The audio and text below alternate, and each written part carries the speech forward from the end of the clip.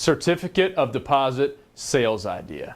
This is a sales idea that we have permission to use from the Bill Harris.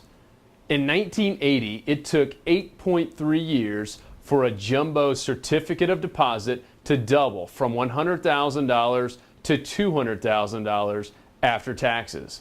In 1990, it took 13 years. In 2000, it would take 19 years for that same $100,000 to double to $200,000 after taxes.